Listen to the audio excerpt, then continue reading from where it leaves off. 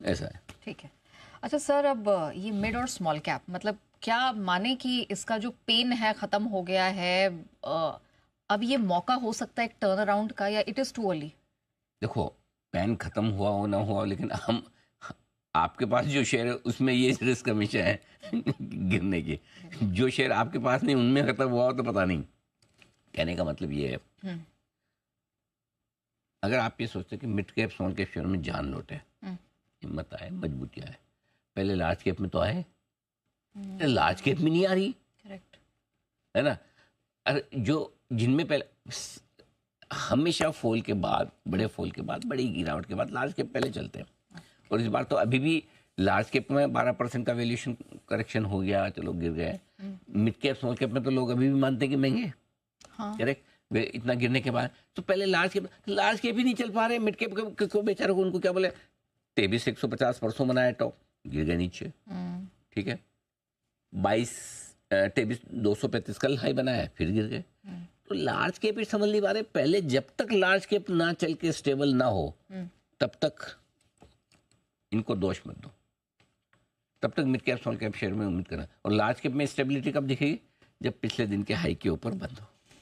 जिस दिन large cap एक या दो दिन, I mean Nifty, large cap से मतलब निफ्टी समझ लीजिए ब्रॉडली, जब तक निफ्टी पिछले एक या दो दिन हो तो और बेहतर, कम से कम एक दिन तो हो पहले, उसके बाद देखेंगे दूसरा। 2 दिन अगर लगातार पिछले दिन के हाई के ऊपर बंद हो जाता है तो फिर अपने आप मिड कैप चल जाएंगे। आपको कुछ कहने की जरूरत ही नहीं उनको कि भाई तुमको भी अब काम करना है। वो तो तैयार बैठे हैं कि बस एक संकेत तो मिले चलने का।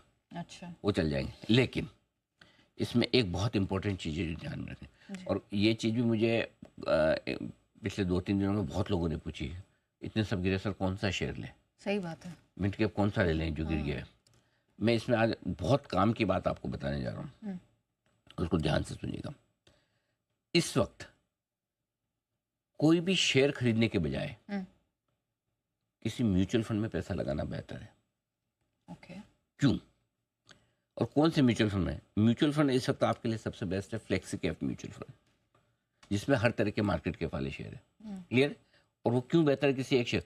फर्ज करें अभी अभी पिछले इस हफ्ते मार्केट जो गिरा है मिड कैप स्मॉल कैप, क्यों गिरा है? अगर वो आपके समझ में आ गया तो इसका जवाब है, गिरा इसलिए नहीं कि आप बेचें रिटेल इन्वेस्टर, गिरा इसलिए कि कोई प्रमोटर की फंडिंग वाली पोजीशन फूट रही है, किसी बड़े एचएनआई इन्वेस्टर्स की, कोई पीएमएस वाले बेच रहे हैं। ठीक है। जहां फंड मैनेजर या फाइनेंसर बेच रहा है वहीं पर पैनिक है, और जब वो बेचते तो बेरहमी से बेचते, बिना भाव देखे बेचते। करेक्ट। करेक्ट। अब आपको ये नहीं पता कि नेक्स्ट स्टॉक कौन सा हो सकता है, और मार्केट अगर थोड़ा सुधर भी जाए तो किसी एक शेयर में बिकवाली आ सकती है। और समझिए किसी बंदे का एक शेयर में मार्क टू मार्केट लॉस आया और वो भर नहीं पा रहा, उसके पास 3 शेयर और फंडिंग में खड़े हैं, उसके साथ वो बाकी 3 वाले भी बिक जाते हैं।